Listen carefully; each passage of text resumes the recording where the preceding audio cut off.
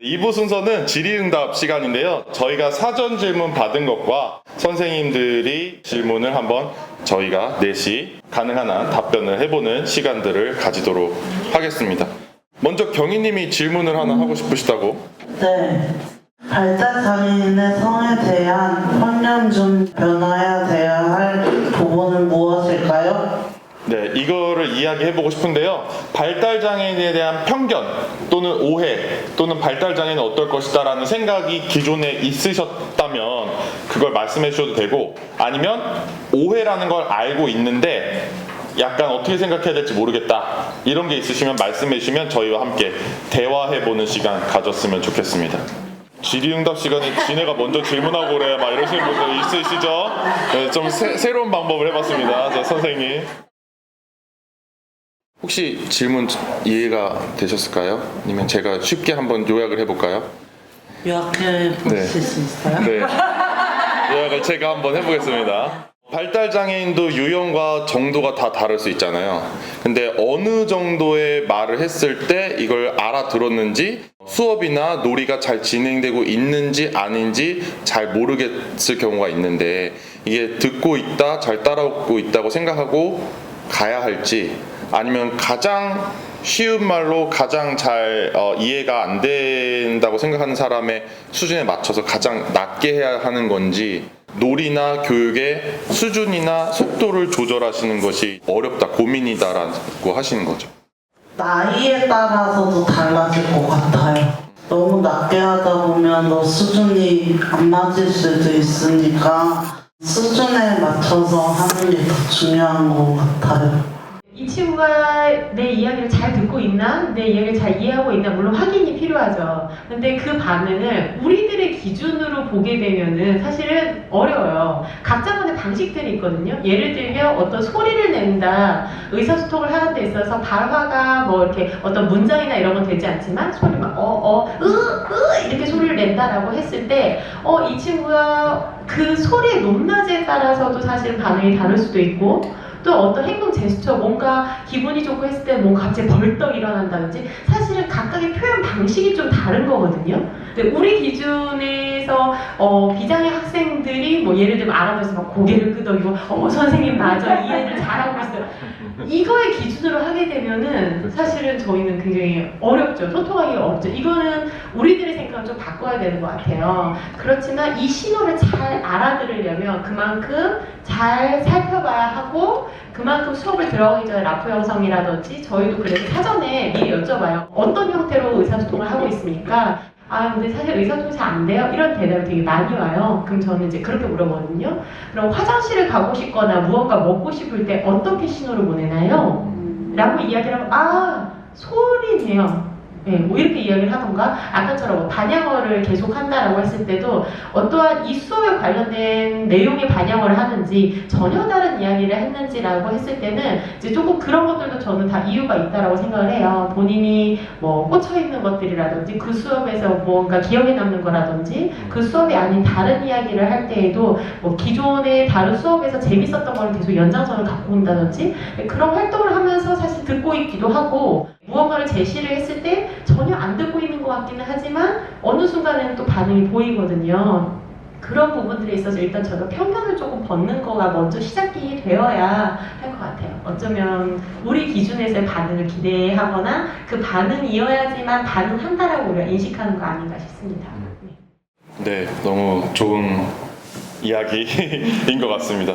왜냐하면 또 비장애인들도 마찬가지로 학생들이 잘 안 따라오는 것 같거나 뭐 자는 것 같아도 나중에 물어보면 다 듣고 있었고 다 알고 막 그러거든요. 그래서 우리가 막 원하는 반응이 있어야 막 긍정적이고 막 수업을 잘 받아들였다고 생각할 필요가 일단 없을 것 같다는 생각이 들고, 말씀하신 것처럼 또 하나는 언어적인, 특히 음성 언어적인, 또 정확한 표현에 의해서만 표현이 아니라 어떤 시그널을, 어떤 표현을 보내는지를 또 잘 들을 수 있는 그런 상황들이 있어야 할 것 같고요. 그에 따라 또 수준이나 게임의 다음 단계나 그런 것들을 판단을 해봐야 할 것 같습니다.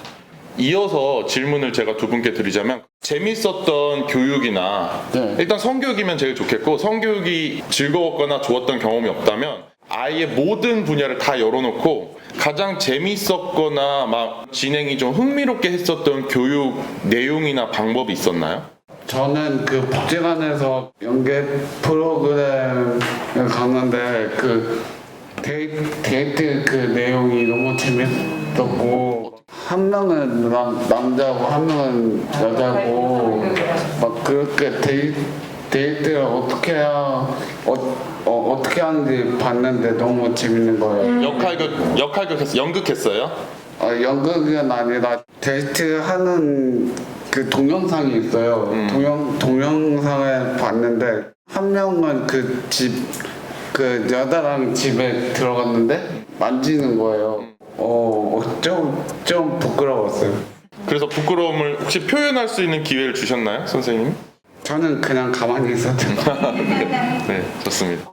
그럼 혹시 이제 그런 영상 같은 거를 볼 때 그 영상에 실제 이런 그 인물이 나오는 게 조금 더 이해하거나 또는 흥미롭게 느껴지세요? 아니면 만화로 되어 있는 것들이 조금 더 흥미롭거나 이해하는 데 좀 더 도움이 되세요? 발달장애인을 이렇게 대상으로 영상을 제작하는 것들이 대부분 애니메이션, 만화로 많이 되어 있잖아요. 거기에 대해서도 혹시 생각이 있으신지요?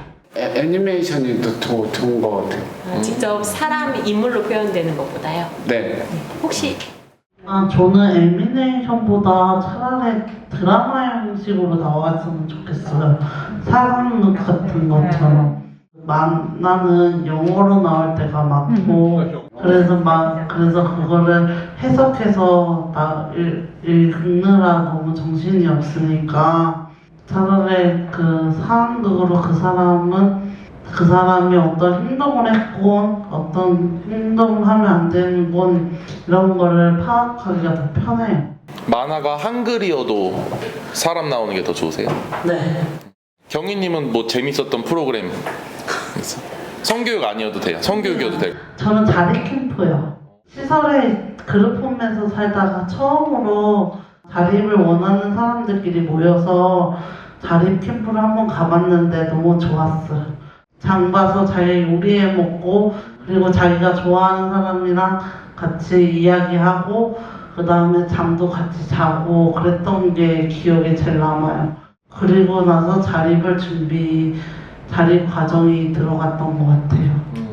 왜 좋으셨는지, 어떤 것이 가장 평상시에는 선생님들이랑 같이 그룹원 선생님이나 윗사람들이랑 같이 여행을 다니는데요. 그때는 윗사람이나 선생님이 개념이 아니라 정말 우리끼리들만의 여행이어서 더 의미 있었던 것 같고, 프로그램으로 참여한 거는 그 프로그램이 제일 좋았고요. 성교육으로 치면 사실 아이들이 가는 성문화센터 그런 데였는데 아기 집이 있거든요. 그 집 안에 집 속에 쏙 들어가서 그 뱃속의 이야기들을 들었을 때 너무 좋았던 것 같아요. 그리고 콩들콩들하게 이렇게 또 기어서 나왔더니 별들이 너무 많은 거예요. 성교육했던 선생님이 하는 말이 별 중에 하나가 너가 있으니까 중요한 거야 라고 했을 때가 제일 좋았던 것 같고, 그리고 저는 사실 미혼모 시설에서 자랐거든요. 엄마가 미혼모였고 지금은 만날 수 없는 사람이어서 항상 엄마에 대해 불만이 많았던 사람이었는데, 임신 경험이라고 해서 실제로 체험 임신 옷을 입고 계단을 오르락 내리락 하다 보니 엄마라는 건 이렇게 힘들었구나 라는 걸 알았고, 눈물 나는 것 같았던 것 같았고요. 그리고 동생들을 돌볼 때도 항상 그런 마음이 들었던 것 같아요. 저도 마지막에는 막 누워서 그 별 보는 거 했는데 너무 재밌더라고요. 두 분이 별 보는 걸 좋아하시네요. 일단 청소년 성문화센터에 있는 요즘에 포궁방이라 부르는 자궁방 이제 말씀해 주셨는데요. 물론 거기서의 이제 몸으로 느끼는 경험도 아주 좋으셨고, 또 이 별들 중에 하나이고 너는 참 소중하고 귀중한 존재다라는 이야기가 또 특별히 좋으셨던 거 아닌가 하는 생각이 들고요. 자립 캠프는 직접 스스로 생각해서 장도 보고 메뉴도 정하고 음식도 만들어보는 그런 정말 자율성을 경험해보고 자립을 상상해보게 만드는 실제 내가 내 삶의 주체가 될 수 있는 경험을 제공했기 때문에 가장 좋았던 것이 아닌가 하는 생각이 들고요. 그렇다면 우리가 교육을 어떻게 만들 것인가 라는 힌트는 다 나온 것 같습니다. 실제로 교육 현장에서 학생들하고 수업을 했을 때 사실적으로 접근을 했을 때 사실은 아이들하고 같이 호흡하기가 좋았고 실제 뭐 데이트 계획을 세워본다든지 뭐 그런 이야기를 하거든요. 몇 시에 만날 건데 뭐 이런 이야기를 했을 때 뭐 아침 6시 일어날 수 있을까? 네, 이렇게 정말로 실제 이런 수업의 굉장히 중요한 이유가 저도 연락을 계속 하고 지내는 발달장애인 분이 계시는데 약속을 혼자서만 하는 일들도 너무 많은 거예요. 상대방의 약속을 본인이 이제 배운 대로 문자 메시지나 뭐 이런 걸 통해서 약속을 하고 그 사람의 응답을 듣지 않고 혼자 약속 장소에 나가는 거죠. 그리고 한없이 기다리고. 근데 이게 사실 저희가 교육이 굉장히 구체적으로 되고 실생활하고 접목이 되었을 때 활용이 된다라고 저희는 좀 보고 있고 그런 것들을 이제 직접적으로 하지 못하는 거는 이제 그림이나 인형이나 이런 부분들을 하지만 사실 코로나 상황 때문에 이런 역할극이라는 것들이 굉장히 제한이 되어 있는데 실제 뭐 역할극으로 뭔가 터치를 하거나 여기까지 가지 않더라도 실질적으로 어떤 상황을 보고 이야기를 나누거나 의견을 들거나 했을 때에는 훨씬 학생들하고 호흡하기는 좋았던 걸로 저희도 평가하고 있습니다. 그리고 또 궁금한 게 있어요. 엄마들은 왜 연애하는 걸 반대하는 걸까요? 내가 고백한 남자가 있었는데 그 고백한 남자가 갑자기 엄마가 연애하지 말래 라는 문자가 오고 그들부터는 친구로 지내기를 친구보다 직장으로 지내기로 했어요. 왜 질의응답을 쟤네가 질문을 하지 이렇게 운영하는 사람들이 질문하는 건 처음 봤는데 라고 생각하실 것 같은데 저희는 저희가 질문하는 코너로 만들었습니다. 왜 연애를 반대하셨습니까? 선생님들 양육자 입장으로 또 교사 입장으로 어떤 것 같은지. 저는 연애는 반대하지 않지만 아마 그분이 이러셨을 것 같아요.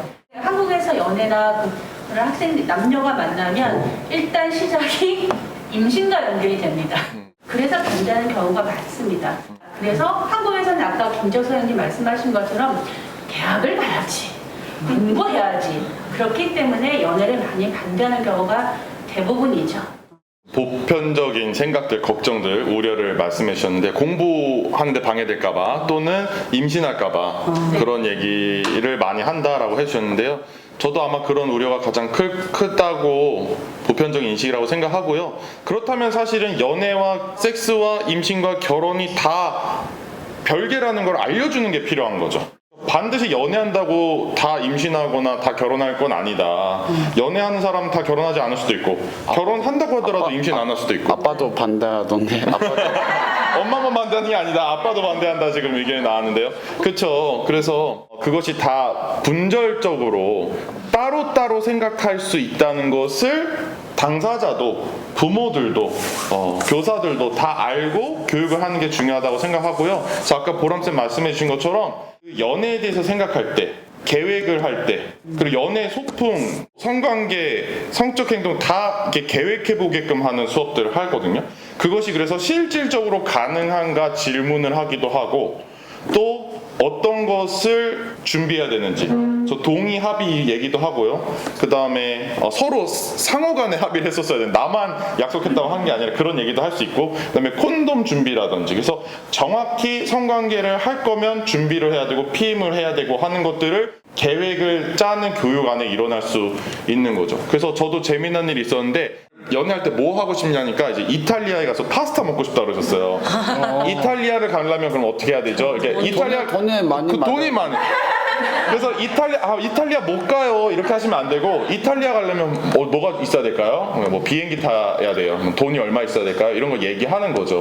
그러면은 실제 이탈리아를 가고 싶은 마음이 클 수도 있지만 또는 그게 크지 않을 수도 있거든요.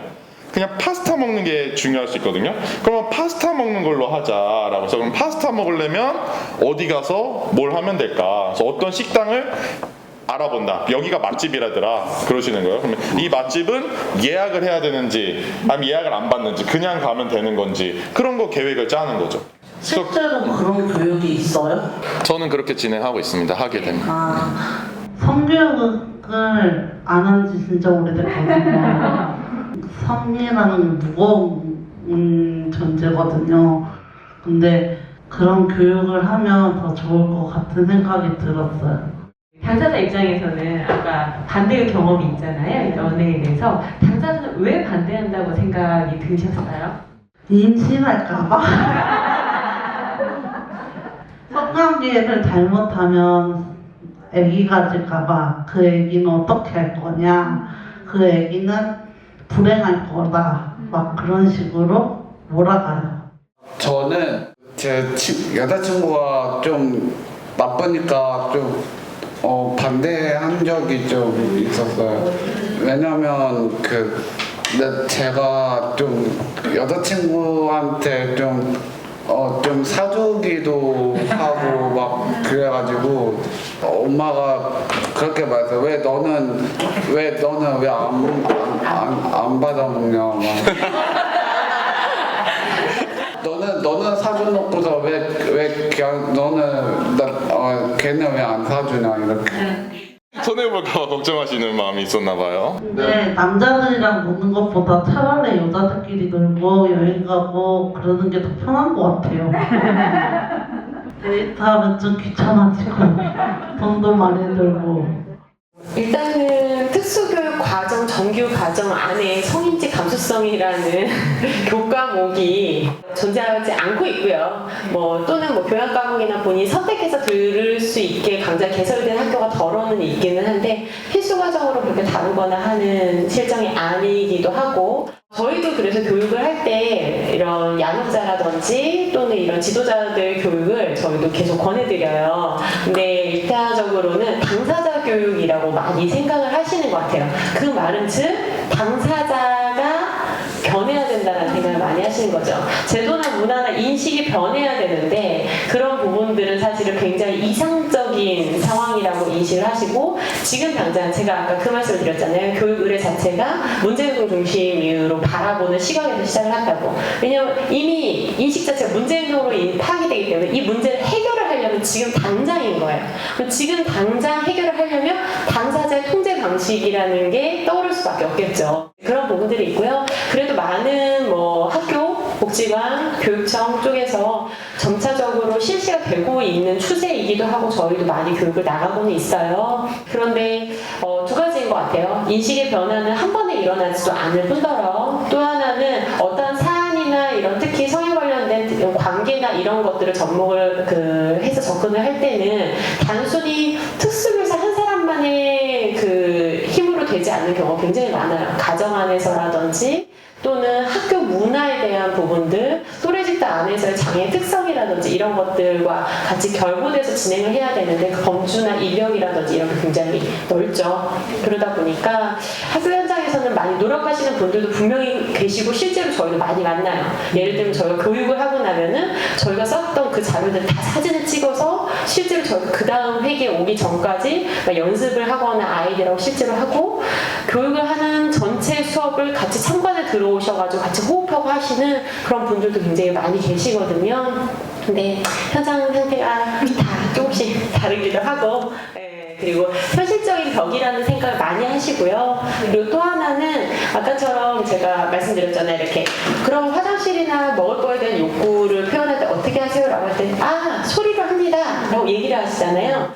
본인들이 이미 잘 알고 계시는데 이걸 성이라는 거랑 연결을 잘 못 시키시는 것 같아요. 그건 조금 별개라고 많이 생각을 하셔서 저는 이미 현장에서 힘을 많이 갖고 있다고 생각을 해요. 근데 그게 본인들이 생각하는 성교육하고는 굉장히 동떨어지거나 이제 분리되어 있다라는 판단을 많이 하신 것 같아요. 그건 아마 우리를 포함해서 많은 사람들도 체계적인 성교육이나 생활 속의 성교육을 받지 못하고 저희가 왔기 때문이지 않나라는 생각이 듭니다.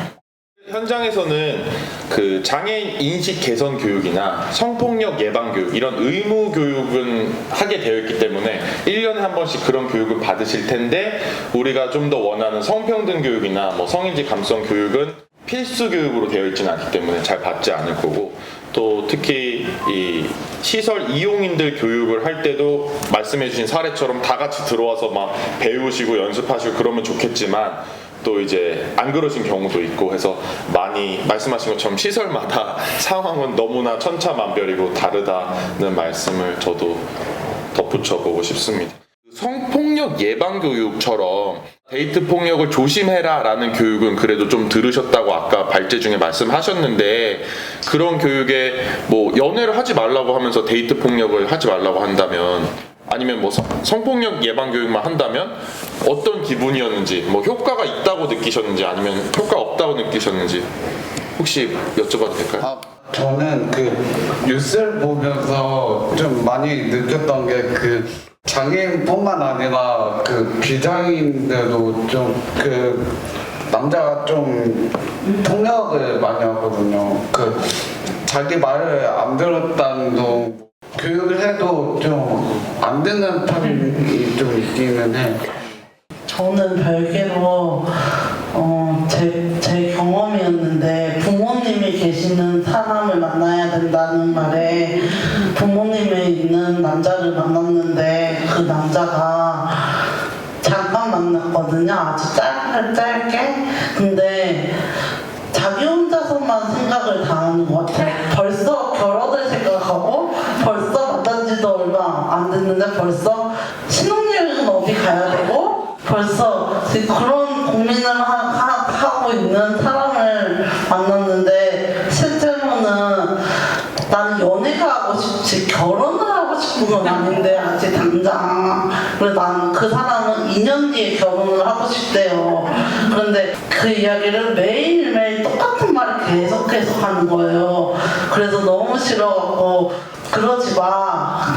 지금은 연애만 하자. 근데 그거를 말을 못 알아듣고, 엄마가 그렇게 말했다고, 아버지가 얼굴을 보고 싶다고, 당장 집에 오라고 막 그런 식으로 말하고, 나랑 약속 장소를 정하지 않았는데도 그냥 막무가내 약속을 잡아버리고, 그래갖고 헤어진 경우도 있고, 예전에는 그룹홈에서 사귀었을 때는 나보다 10살이 많은 남자를 만났었는데, 20살 때 그 남자는 너무 선생님 말만 잘 듣는 모범생인 남자예요. 그러면 선생님이 시키는 대로만 하고, 그리고 몰래 나를 폭력을 많이 썼어요. 성관계를 하는데 너무 강압적으로 하고, 자기는 그 배운 게 영화나 아니면 영상으로 몰래 봐갖고 그걸로 한다고 하더라고요. 콘돔을 사용해서 해야 되지 않냐? 라고 했을 때, 콘돔 필요 없어. 왜? 이랬더니 싸지만 않으면 돼. 막 그래서 막 함부로 확 밀치고 했을 때 진짜 힘이 없더라고요. 너무나 속상했고, 한 명은 바람 펴갖고, 제가 진짜 좋아했던 사람인데 바람을 폈고, 그래서 에이, 남자들은 왜 그럴까?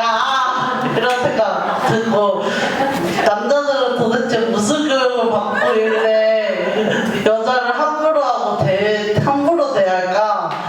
내가 아무리 뚱뚱하다고 해도 무시하면 안 되잖아요. 근데 살 문제인 건지 아니면 내가 너무 함부로 남자를 만난 건지, 그래서 너무 속상했는데, 남자는 별로인 것 같아요.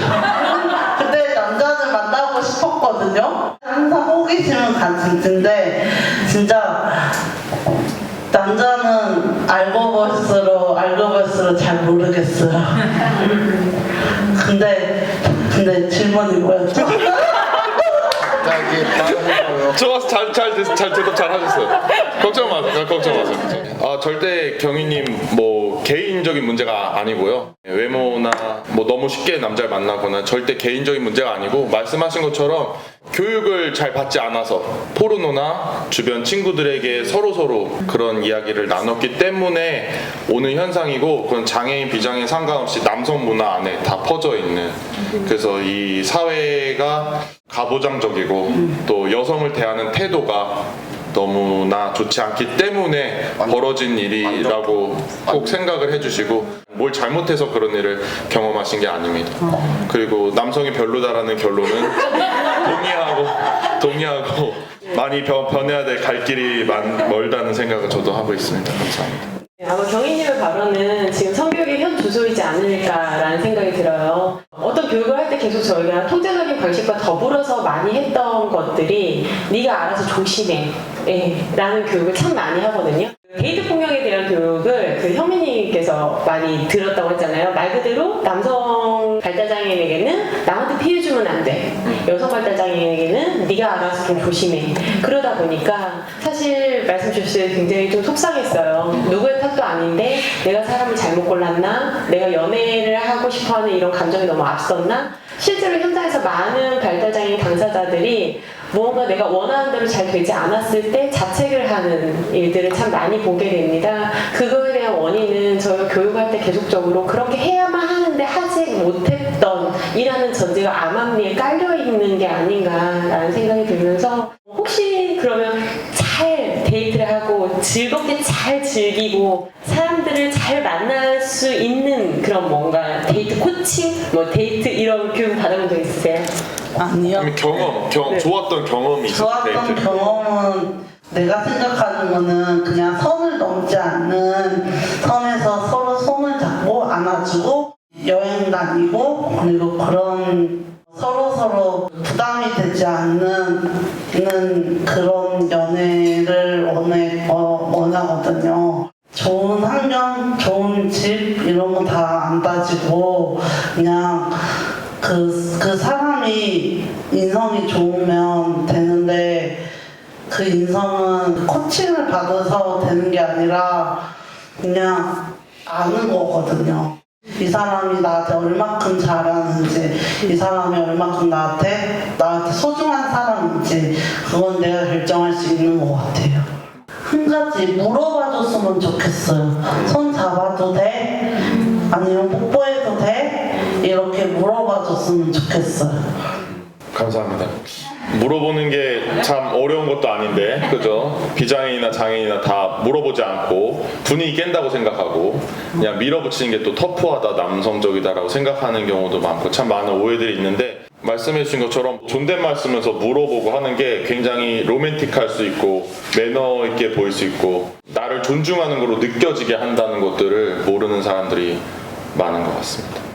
저희가 사전에 받았던 질문들도 있는데요. 스마트폰으로 주로 무엇 하나요? 요거 질문 해볼까요? 스마트폰으로 가장 많이 하시는 게 뭐예요? 두 분은? 연애에 대해서 좀 보고 뭘로 보세요? 유튜브로 보거든요. 연애 참견이 그 주인공이 다 좋은 것 같아서 계속 보게 되거든요. 요즘은 축구에 빠져가지고 축구도 보고 게임 같은 것도 봐요. 아프리카 TV는 안 보는 이유가 조금 수위가 높아서 네. 자극적이거나 막 성적인 거 많이 나와서. 네. 저는 스마트폰으로 무전기라고 생각해요. 급할 때 바로 전화할 수 있고 전화 받을 수 있고 내 친구랑 깊게 통화할 수도 있고 깊은 말을 할 수 있어서 좋고요. 그리고 스마트폰으로 영화도 볼 수 있고 문자 같은 거 쓸 때 맞춤법이 틀려갖고 상대방이 모를 때 바로 전화해갖고 야 그거 아니야 라고 말할 수 있고 다시 문자 보내고 말하기 곤란한 상처들 있잖아요. 그런 상담을 전화로 이야기하는 것 같아요. 나는 이랬는데 너는 어땠어? 이렇게 말을 하는 것 같아요. 그리고 활동보조 선생님을 만날 때 그런 것들 스마트폰으로 사용하는 것 같아요.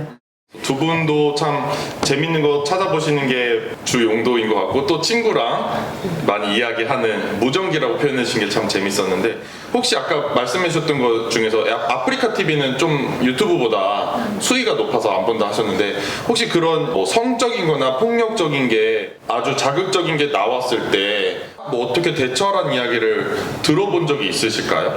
아니요, 그냥 엄마가 그냥 안 보는 게 낫겠다고. 왜 보지 말라고 하는지 이유를 들어보거나 생각해 보시는 왜냐하면 그거는 나한테 도움이 안 된다고. 사실은 발달장애인 스마트폰 사용하는 거에 대해서 굉장히 많이 겁을 내는 분들 참 많이 보거든요. 혹시 발달장애인과 스마트폰 또는 이런 미디어, 디지털 기기 사용에 대해서 이 자리에 계신 분들은 조금 어떤 생각을 갖고 계시는지도 조금 궁금하긴 합니다. 사실 그 스마트폰이나 요새 그러니까 미디어 리터러시라는 얘기가 굉장히 많이 나오는데요. 사람들이 가장 부정적으로 생각하는 것이 그거를 보고 그것에 너무 빠질까봐. 중독이 될까봐 그리고 그것과 연결해서 같이 뜨게 되는 추천 영상이라는 것이 부모나 성인이나 기타 사람들의 기준에서 옳지 않은 것, 좋지 않은 것, 나쁜 것 결국에는 이제 이상한 것으로 갈까봐 그게 가장 두려운 것인데요. 그런 미디어 리터러시나 기타 이런 것에 대한 교육이 있다면 그렇다면 우리가 굳이 그렇게 겁낼 필요는 없지 않을까요? 네, 아주 감사합니다. 그래서 말씀해주신 내용은 절대 보지 마라, 이건 봐도 된다라고 통제 중심의 내가 정해주는 것 중심의 교육이 아니라 어디서 만들었는지, 누가 만들었는지, 어떤 메시지를 갖고 있는 건지, 내가 받아들일 건지 말 건지를 스스로 판단하고 결정할 수 있는 사람이 될 수 있도록 돕기만 한다면 이 디지털 미디어 시대에 잘 활용할 수 있는 도구로, 기기로 활용한다면 도움이 되는 방식으로 쓸 수 있게 할 수 있지 않겠냐라는 말씀을 해주시면서 요즘에 이제 디지털 미디어 리터러시가 그만큼 중요하다라는 말씀까지 해주셨습니다. 너무너무 동의합니다. 더불어서 그런 것들 많이 고민하실 것 같아요. 뭐 채팅, 특히 요즘 이야기하는 그루밍에 관련된, 그루밍 성범죄에 관련된 것들. 아마 궁극적인 부분들은, 통제적인 방식을 쓰는 거는 보호라는 이름의 통제하고 굉장히 혼재되어 있다라고 생각을 해요. 사실 통제는 보호가 아니잖아요. 그 안에서 가장 많이 보호라는 이름으로 가장 많이 나오는 게 바로 뭐 채팅이나 이런 걸 통해서 이제 나타날 수 있는 이런 그루밍 성범죄에 대한 우려들을 많이 하시지 않나라는 생각이 드는데 저는 그 생각을 해요. 현장에서 이야기할 때는 이러이러한 사람들은 사실 위험해라고 이야기하는 거의 예시는 낯선 사람은 위험해, 뭐 너에게 사진을 요청하는 사람도 위험해, 너의 주소를 물어보고 너의 이름을 물어보고 신상정보를 물어보는 사람은 위험해 라고 이야기를 한단 말이죠. 근데 이게 현실적으로 굉장히 괴리감이 있는 게 낯선 사람에 대한 기준조차도 명확하지 않은 거예요. 이 자리에 계시는 분들하고 제가 지금 2시부터 지금 한 3시간 정도 여러분들 뵙고 있는데 제가 아는 사람인가요? 모르는 사람인가요?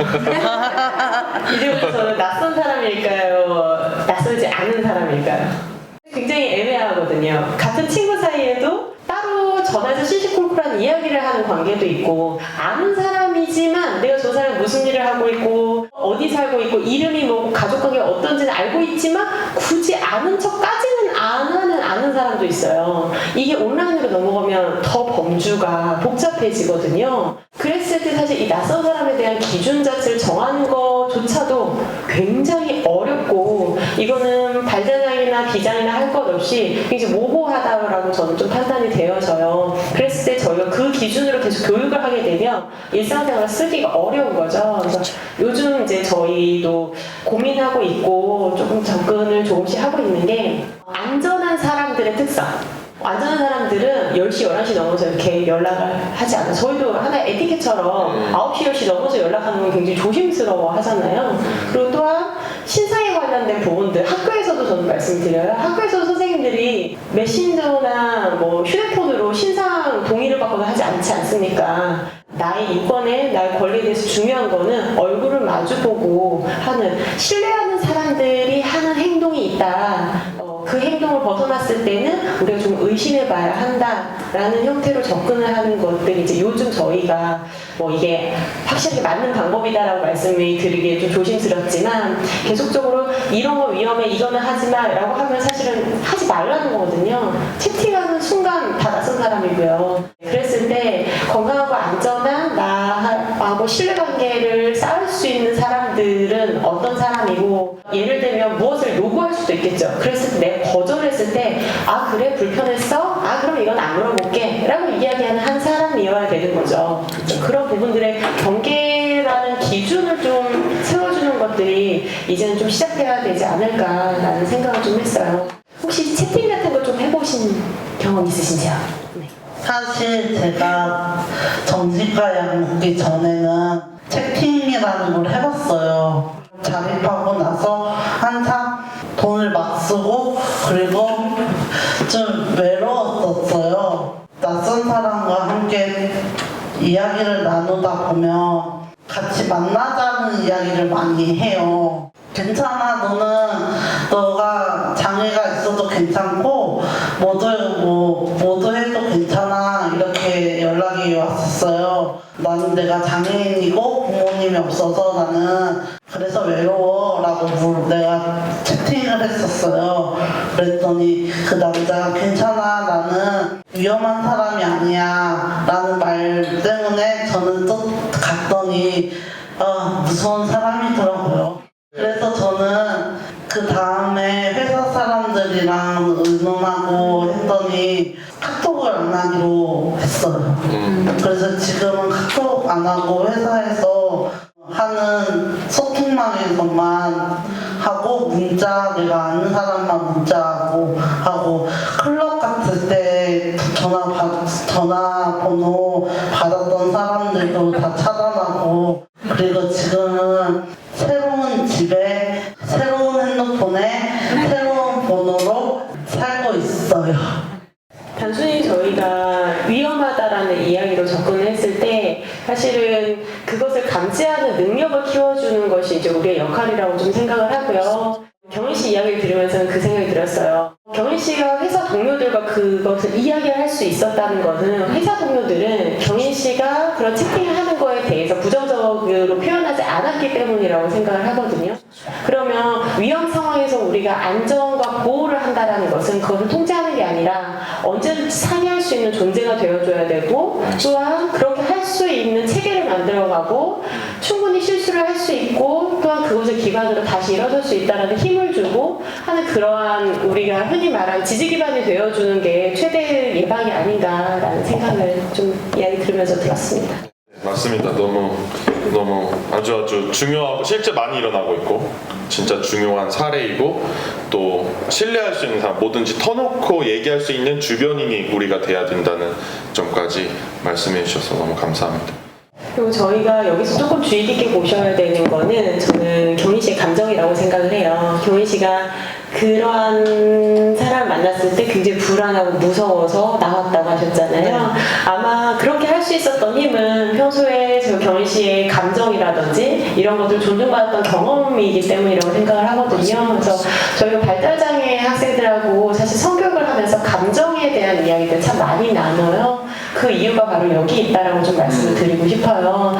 너의 감정, 너의 느낌을 믿어도 괜찮아. 충분히 존중받아야 되는 거고, 네가 지금 표현하기 좀 어렵지만 뭔가 이상하다, 뭔가 불편하다, 뭔지 모르겠지만 뭔가 좀 찜찜하다, 그 감정이 맞아 라고 지지해주는 것부터 저희는 시작해야 되지 않을까라는 생각을 해봅니다.